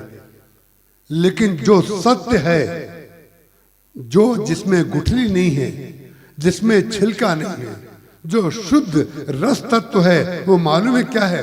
रस तत्व केवल इतना है, बोले जड़ चेतन गुण दोष में विश्व कीन करतार, संत हंस गुण गहई पे परिहरि बारी विकार। बोले संत जो परम हंस होते हैं वो क्या करते हैं? बोले दूध को पी लेते हैं और पानी को छोड़ देते हैं। कोई व्यक्ति ऐसे दूध की कल्पना करे कि जिसमें पानी का तत्व ना हो तो दूध बनेगा कहां से? सद जो है उसका निर्माण बगैर असद के संयोजन के असंभव है, असंभव है। कोई प्रवचन करे और सब लोगों को प्रवचन सुनाना चाहे एक साथ और माइक का उपयोग ना करे, असंभव है। लोगों को हम कैसे सुनाएंगे? गला 5-7 मिनट के अंदर बैठ जाएगा, लोग कहेंगे हमें सुनाई नहीं दे रहा है। उसका कारण क्या है? यदि आपको लोगों तक अपनी बात पहुंचानी है तो आप इस माइक का उपयोग उतनी देर कर लीजिए जितनी देर आपको प्रवचन करने के लिए कहा गया है, और आप उतनी देर सुन सकते हैं जितनी देर आप प्रवचन सुनने के लिए आए हुए हैं। लेकिन उसके बाद इसी माइक पर अगर हम अपने कमरे में जाकर के बोलें तो डॉक्टर साहब कहेंगे कल का टिकट करा दो इनका। कहेंगे कि नहीं कि इनको अपनी वाणी पे समझते हैं, हम कमरे में भी प्रवचन कर रहे हैं। उसका कारण क्या है? बोले संत हंस गुण गाहे पे परिहरि बारी विकार। बोले जितनी वस्तुओं का उपयोग आप करते हैं उनकी निंदा मत करिए। ये निंदा करना जो है ये फैशन है। निंदा करने वालों से जरा ये पूछिए कि आप उसका उपयोग अपने जीवन में कर रहे हैं कि नहीं कर रहे हैं। टाइम टाइम फिस वहीं पर बैठ जाएंगे। निंदा मत करिए, उपयोग करिए। उपयोग जो ऐसी वस्तु है जिसको आप माया कहते हैं, कौन सा घर ऐसा है जिसमें चक्कू नहीं है? कौन सा घर ऐसा है जिसमें गैस नहीं है? कौन सा घर ऐसा है जिसमें बिजली नहीं है? बिजली में चिपक के लोग मरते हैं कि नहीं? गैस के सिलेंडर से लोग मरते हैं कि नहीं? चक्कू किसी को मार दिया जाए तो कोई मरता है कि नहीं? सारे मारक पदार्थ आप अपने घर में रखते हैं, लेकिन वो सारे मारक पदार्थों का जब कोई व्यक्ति जो समझदार है, ज्ञानी है, जब उसका उपयोग करता है तो ना वो गैस से जलता है, ना बिजली से चिपकता है, ना चक्कू खुद मारता है, ना दूसरों को मारता है। जितने उपादान हैं वो सब असद रूप हैं, लेकिन वो असद जो है जब तक आप उसका उपयोग नहीं करेंगे तब तक सद जो है उसका उपयोग आप करेंगे कैसे? सद के निर्माण के लिए असद को लेना परम आवश्यक है, और असद का उपयोग करने के बाद हाथ धो लेना और पोंछ लेना सृजन का पहला मंत्र है। सृजन का पहला मंत्र कि आप उसका उपयोग करिए, और उपयोग करने के बाद भगवान ने धनुष बाण का उपयोग किया। लेकिन विचित्र बात है, धनुष बाण का उपयोग करने के पश्चात भगवान राम ने वशिष्ठ जी के चरणों में जाकर के धनुष बाण को रख दिया। माने अब इसका काम हो गया। कौन सा धनुष बाण है? बोले लव निमेष परमाणु जुग बरस कलप सरचंड भजसी न मनते राम का काल जासु को दंड। ये भगवान का धनुष बाण जो है एक काल है। काल का प्रतीक। सोमवार, मंगलवार, बुधवार, बृहस्पतिवार से लेके रविवार तक ये 7 दिन जो हैं यही काल है, और यही 7 आवरण हैं, यही 7 रंग हैं, यही 7 स्वर हैं। इनका उपयोग लिए करे बगैर कोई बड़े से बड़ा शास्त्रीय संगीत का गायक कोई गा सकता है क्या? जब गाएगा तो पहले आरोह करेगा, लेकिन जब लौटेगा तो अवरोह करेगा। आरोह अवरोह में दूरी बिल्कुल समान होती है। सारे गामा पादानी सा सानी दापा मागा रेसा, उतनी दूरी में आप वहां जाइए, उतनी दूरी में लौट के आ जाइए। भगवान राम ने धनुष बाण का उपयोग राक्षसों के लिए किया। निश्चरहीन करो मई भुज उठाए पनकीन, सकल मुनिन के आसमन जाय जाय सुख दीन। दूसरों को अगर सुख मिल सकता है तो हम धनुष बाण का उपयोग करेंगे। ये ध्यान रखिएगा, हम लोग धनुष बाण को भूलने वाले आदमी नहीं हैं। हम लोग धनुष बाण का उपयोग करने वाले आदमी हैं। उसका कारण क्या है? जब राक्षसत्व बढ़ेगा तो हम धनुष बाण का उपयोग करेंगे। जब राक्षसत्व समाप्त हो जाएगा तो अपने धनुष बाण को अपने गुरुदेव के चरणों में धर देंगे। अब उसका काम हो गया। माया का उपयोग हमने किया और माया को हमने छोड़ भी दिया। भगवान ने तुरंत अपने भक्त नारद के सामने तब प्रभु माया दूर निवारी, माया को समाप्त नहीं कर दिया, दूर निवारी, अपने भक्त से दूर कर दिया। विभीषण जी महाराज जब भगवान के पास आए और उन्होंने कहा उर कछु प्रथम वासना रही, भगवान ने जब उनसे कहा आओ लंकेश आओ, और तिलक कर दिया। लंकेश कहकर के समुद्र से जल मंगवाया और तिलक कर दिया। तो इनको विभीषण जी महाराज को बड़ा संकोच हुआ कि हमको लंकेश कहा। इसका तात्पर्य वो समझ गए। क्या समझ गए? विभीषण जी महाराज जो हैं आते समय ये विचार करते हुए आ रहे थे, जब बाली का वध किया तो छोटे भाई सुग्रीव को उन्होंने किष्किंधा का राज्य दे दिया, और रावण का जब वध करेंगे तो निश्चित रूप से मैं उसका छोटा भाई हूं, मुझे राज्य दे देंगे। बस जरा सी वासना आई और भगवान ने उसको पकड़ा, और पकड़ा नहीं, पकड़ने में तो प्रयास है, माने स्वाभाविक गति है। जहां अपने भक्त के अंदर कोई बात आती है भगवान को पता चल जाती है, और भगवान उसको ऐसे मार्ग से पूरा कर देते हैं कि कोई व्यक्ति उसको ये भी नहीं कह सकता है इनके जीवन में कोई विकृति आ गई, और उसको विकृति को नाली के रास्ते बहा देते हैं। नाली को आप मिटा नहीं पाएंगे, कचरे को आप मिटा नहीं पाएंगे। नाली को अंडरग्राउंड कर देना सफाई कहलाती है। कचरे का ना दिखना सफाई कहलाती है। जहां पर कचरा नहीं दिख रहा है क्या वहां कचरा नहीं है? जहां गंदगी नहीं दिख रही है क्या वहां गंदगी नहीं है? इसका तात्पर्य क्या हुआ? गंदगी तब गंदगी है जब दूसरों को गंदगी दिखाई दे और दूसरे गंदगी से परेशान हो।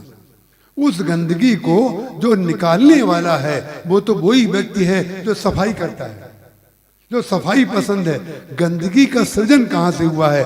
आकाश से गंदगी गिरती है क्या? आकाश तो परम शुद्ध है, उसमें तो कोई गंदगी है ही नहीं। जो शुद्ध लोग खड़े हैं संसार में, जो अपने आप को बड़ा शुद्ध बुद्ध मानते हैं, वो ही गंदगी फैलाते हैं। लेकिन शुद्ध बुद्ध वो है जो गंदगी को फैलाए और गंदगी को ऐसा रास्ता दे दे जो गंदगी तो हो लेकिन दिखाई ना दे, और गंदगी को अपनी जगह पहुंचा दे जहां पर गंदगी को स्टोर किया जाता है या फिर उसको रिसाइकिल किया जाता है। गंदगी को आप मिटाना चाहें कि गंदगी रहेगी नहीं संसार से, हम गंदगी को मिटा देंगे, तभी आपका भ्रम है।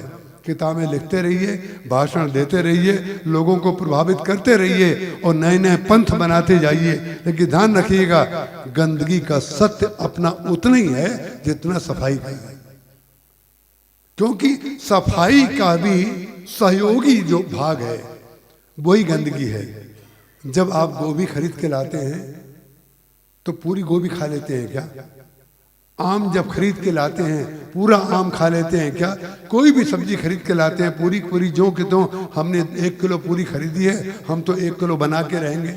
नहीं नहीं, 1 किलो खरीदी है, लेकिन कभी कभी तो ऐसा होता है कि आधी सब्जी काट देनी पड़ती है। क्यों? आधी सब्जी जिसको आपने निकाल दिया, ये त्याज्य है, ये डंठल है, ये पत्ते हैं, ये उसकी शाखाएं हैं, हमें तो गूदा बनाना है, मुख्य पदार्थ बनाना है। इसका तात्पर्य क्या हुआ?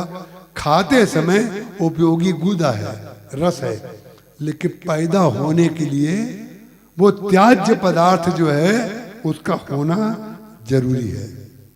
जब बच्चा पैदा होता है तो कितनी गंदगी से लिपटा रहता है, और जो वात्सल्यमयी माँ गाय है वो अपने बच्चे की गंदगी को अपनी जीभ से चाट चाट करके उसको साफ करती है। ये वात्सल्य शब्द जो बना है ना, एक गाय की वात्सल्यता से बना है। गाय का जैसा वात्सल्य अपने बच्चे के प्रति होता है, ऐसा वात्सल्य किसी प्राणी में नहीं होता। गाय चाट चाट करके अपने बच्चे को साफ कर देती है। किसी ने गाय से कहा, अरे इतनी गंदगी उसके बच्चे के शरीर पर लगी हुई है और तुम्हें घिन नहीं आ रही है? तुम अपनी जीभ में उसको भोजन बना रही हो उसका। वाह वाह। गाय ने उत्तर दिया, अरे एक तो बताओ इस बच्चे का इसमें क्या दोष है? ये जो गंदगी जितनी बेचारे के शरीर में है वो तो मेरे ही पेट से ली है, और मेरे पेट से ली हुई अगर गंदगी मैं चाट करके अपना भोजन बनाती हूँ तो मेरी विशेषता क्या है और उसकी कमी क्या है? यही है भजऊ राम रघुनायक कृपा सिंधु भगवान। यही कृपा सिंधु भगवान है जो हमारी आपकी गंदगी को चाट चाट करके साफ करने के लिए तैयार हैं। लेकिन आप पहले उनके बच्चे तो बन जाइए। एक बार ये तो कह दीजिए, भगवान मेरे पिता हैं, भगवान मेरी माता हैं। माता रामो मत पिता रामचंद्रा, स्वामी रामो मत सखा रामचंद्रा, सर्वस्व में रामचंद्रो दयालुर, जान्यम नान्यम जाने नैव जाने न जाने। ये है तत्व है। बोले माता मेरी माँ राम है, पिता मेरे राम है, स्वामी मेरे राम है, सखा मेरे राम है, जो हैं जो कुछ हैं वो मेरे केवल राम हैं। मैं केवल इतना ही जानता हूं, इससे ज्यादा कुछ नहीं जानता। नान्यम जाने नैव जाने न जाने। और इससे ज्यादा जो जानता हो वो किताबें लिखे। गोस्वामी जी ने कह दिया इससे ज्यादा जो जानता है वो लिखे। लेकिन नान्यम जाने नैव जाने न जाने, हमारे माता पिता सब कुछ राम है। तुम्हें माता च पिता तुम्हें तुम्हें बंधु च सखा तुम्हें तुम्हें विद्या द्रवणम तुम्हें सर्वम मम देव देवो। सब कुछ आप ही हैं। जब सब कुछ आप हैं, आप ये मान लेंगे तो हमारी मति कितनी पवित्र हो जाएगी।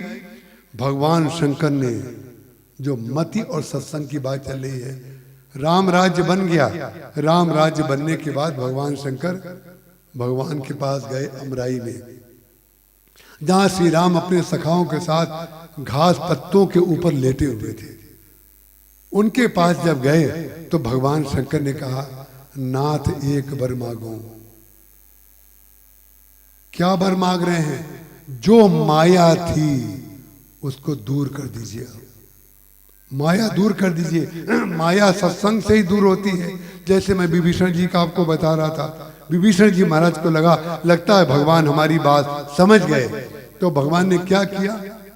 इन्होंने कहा अपने मुंह से, अरे उर कछु प्रथम वासना रही, प्रभु पद प्रीत सरित सो बही।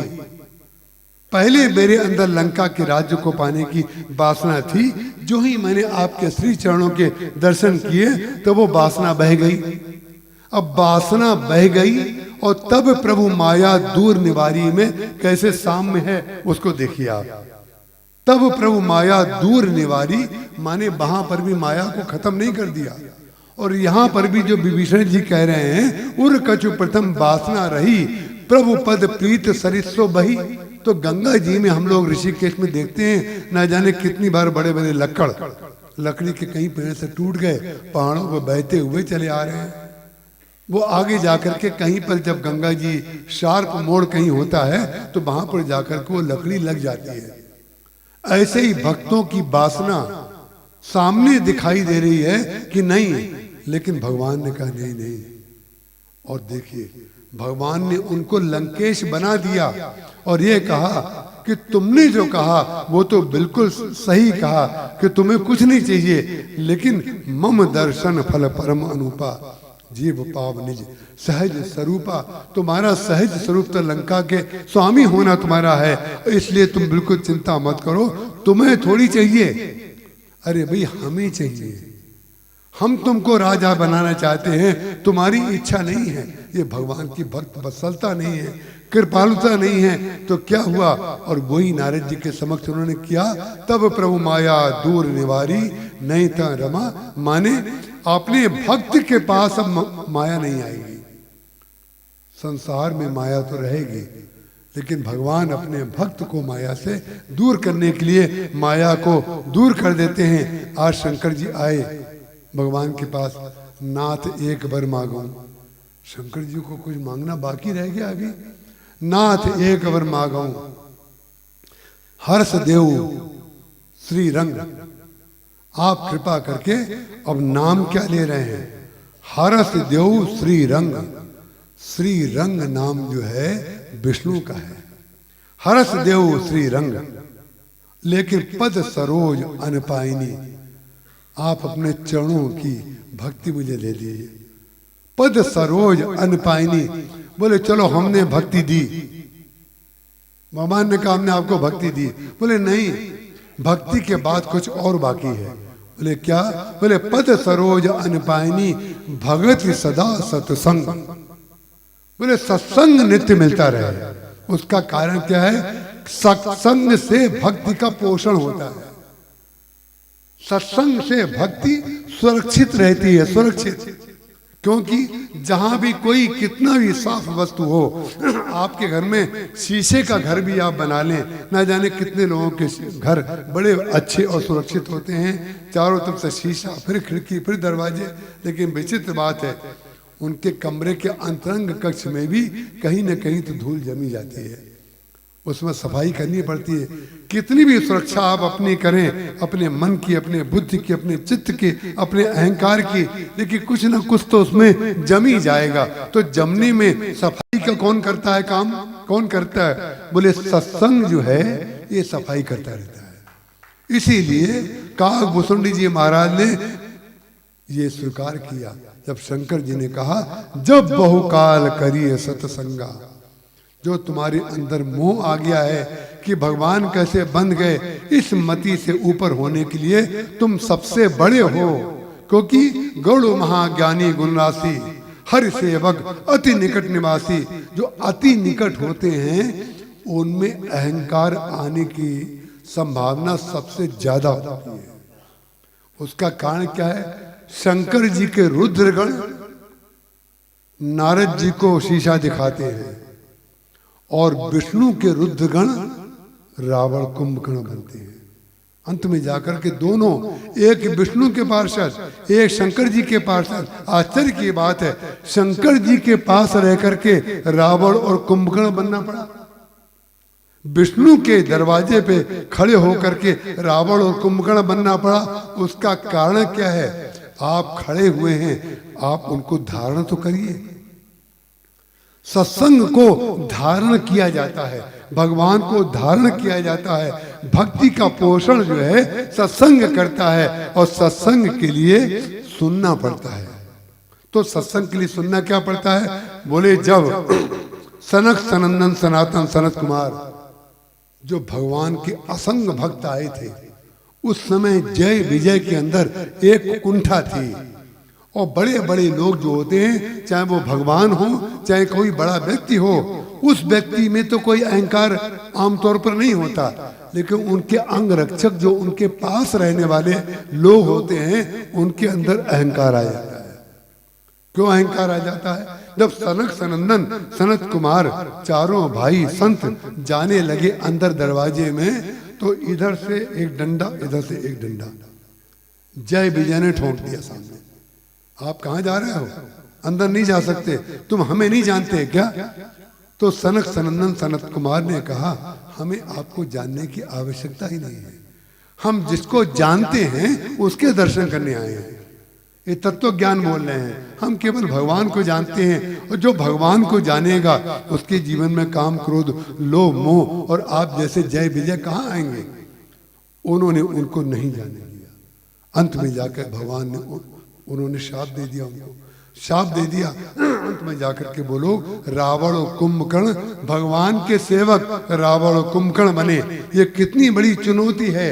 हमें अहंकार नहीं करना है कि हम इतने दिन से कर रहे हैं, हम इतना जप करते हैं, हम इतनी कथाएं कहते हैं या कराते हैं या सुनते हैं। किसी प्रकार के कर्तृत्व की जो विस्मृति है वही स्वरूप ज्ञान है, और स्वरूप ज्ञान तभी आता है जब मति जो होती है वो सुमति हो जाती है। इसकी बात की चर्चा कल करेंगे। बोलिए सियावर रामचंद्र भगवान की जय। सी कहते सुख उपजे ता कहते तमना, जो कोई सीता को भजे तो राम न छाणे साथ। जो कोई सीता को भजे राम न छाणे साथ। सीता के नाम अनमोल बोलो सीता सीता, सीता के नाम अनमोल बोलो सीता सीता, सीता के नाम अनमोल बोलो सीता सीता, सीता के नाम अनमोल बोलो सीता सीता। ब्रह्मा भी बोले सीता, विष्णु भी बोले सीता, ब्रह्मा भी बोले सीता, विष्णु भी बोले सीता, ब्रह्मा भी बोले सीता, विष्णु भी बोले सीता। ओ ब्रह्मा भी बोले सीता, विष्णु भी बोले सीता। नारद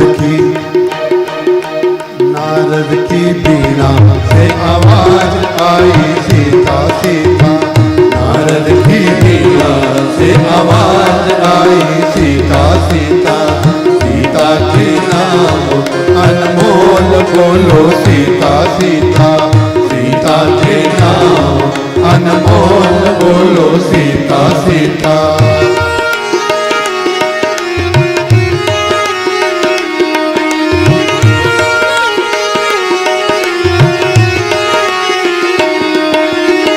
गंगा भी बोले सीता, जमुना भी बोले सीता। गंगा भी बोले सीता, यमुना भी बोले सीता। गंगा भी बोले सीता, जमुना भी बोले सीता। गंगा भी बोले सीता, यमुना भी बोले सीता। संगम के लहरों से आवाज आई सीता सीता। संगम के लहरों से आवाज आई सीता सीता। सीता के नाम अनमोल बोलो सीता सीता। सीता के नाम अनमोल बोलो सीता सीता।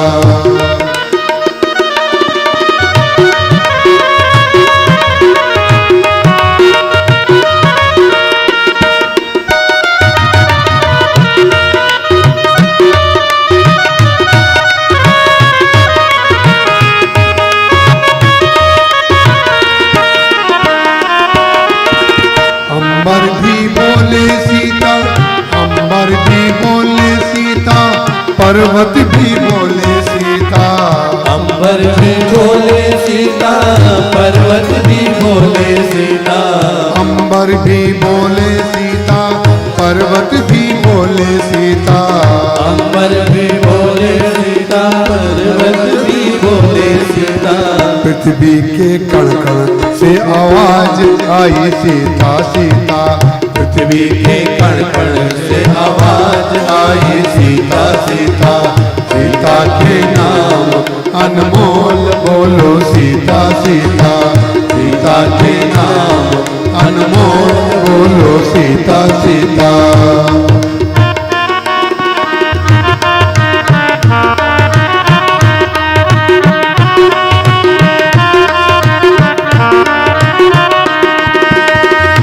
भी तो बोले सीता, तुम भी तो बोलो सीता। हम भी तो बोले सीता, तुम भी तो बोलो सीता। संतों के मंडल से आवाज आई सीता सीता। संतों के मंडल से आवाज आई सीता सीता। सीता के नाम अनमोल बोलो सीता सीता। सीता के नाम अनमोल बोलो सीता सीता। सीता के नाम अनमोल बोलो सीता सीता। सीता के नाम अनमोल बोलो सीता सीता। बोली श्याम रामचंद्र भगवान की जय। सभी भगवता अनुरागियों के लिए एक सूचना। संकट मोचन हनुमत स्तवन यह नया और गद्य ग्रंथ है और सरित सागर काव्य ग्रंथ है जो बाहर स्टॉल लगा हुआ है। जिन भक्तों को प्राप्त करना है वो वहाँ से प्राप्त कर सकते हैं। बड़ी सुंदर ही महाराज जी के द्वारा रचित सुंदर पुस्तक है। आप जिसे भी चाहिए वो वहाँ से स्टॉल से प्राप्त कर सकते हैं।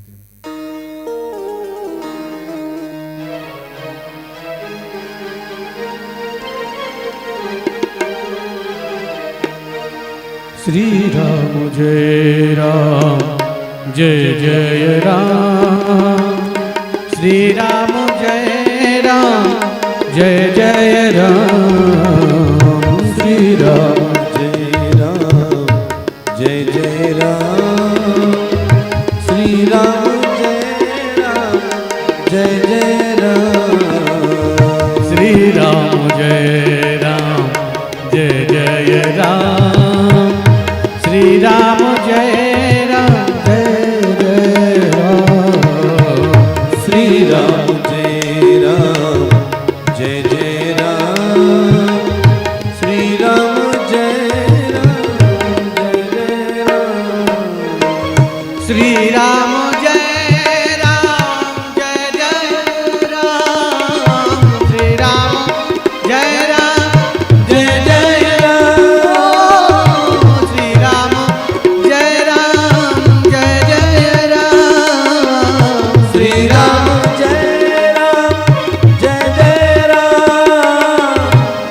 राम जय राम जय जय राम, श्री राम जय राम जय जय राम, श्री राम जय जय जय राम, श्री राम जय राम जय जय राम, श्री राम जय राम जय जय राम, श्री राम जय राम जय जय राम।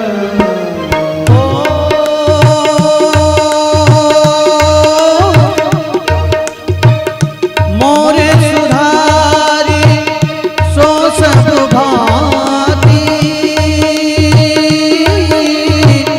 जासु कृपा नहीं कृपा घाती, राम सिया राम जय राम, राम सिया राम जय राम।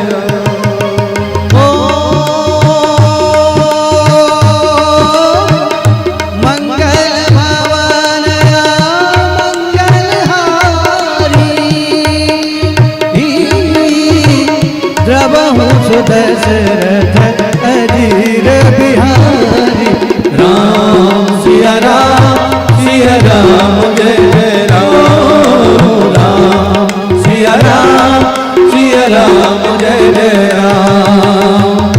मोर सुधारी सो सब भांति, जसु कृपा नहीं कृपा अगाती, मोरे तुम प्रभु गुरु पितु माता, जाऊं कहाँ तज पद जल जाता।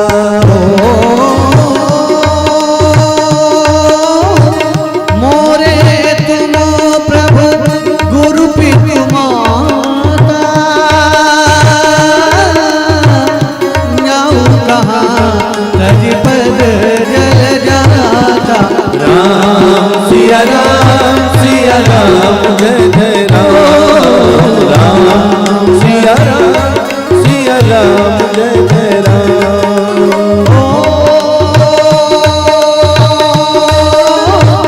कहे हनुमंत विपति प्रभु सोई, जब तब सुमिरन भजन होई, राम सिया राम जय जय राम, राम सिया राम जय जय राम। कसन दीन पर द्रव उमावर, दारुण विपत्ति हरण करुणा कर, वेद पुराण कहत उदार हर, हमारी बेर कस भयो कपिलतर।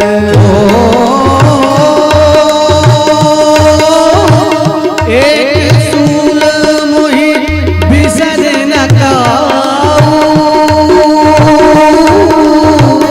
गुरु कर कोमल शील सुभाऊ, राम सिया राम जय राम, राम सिया राम जय जय राम।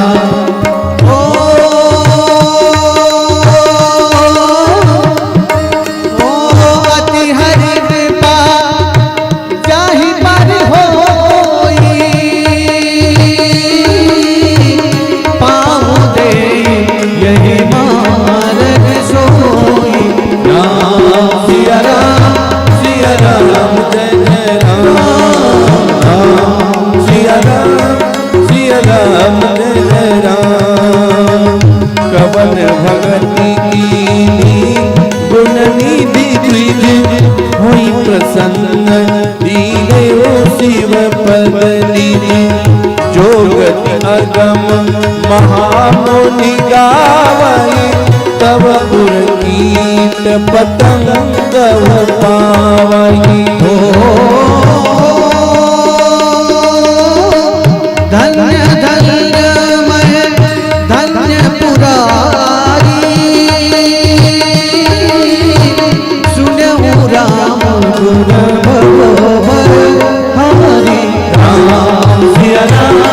सिया राम जय जय राम सिया राम जय जय राम। यह शुभ शंभु उमा संवादा सुख संपादन समान विषादा राम सिया राम जय जय राम सिया राम जय जय राम। देहु कामरी पुराण चरण रति तुलसीदास प्रभु हरहु वेदमती उमा का गमय अनुभव अपना सतहरि भजन जगत सब सपना। बड़े भाग्य मानुष धन पावा सुर दुर्लभ सजगल कनि गावा। राम सिया राम जय राम राम सिया राम जय जय राम। कलयुग केवल हरि गुण गाहा सुमिर सुमिर नर पावहि भाहा। राम सिया राम जय जय राम सिया राम जय जय राम। जय जय जय हनुमान गोसाई कृपा करो गुरुदेव की नाई।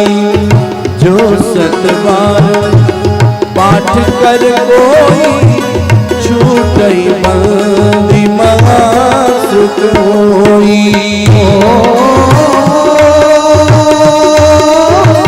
जय कर जय पर सत्य सनी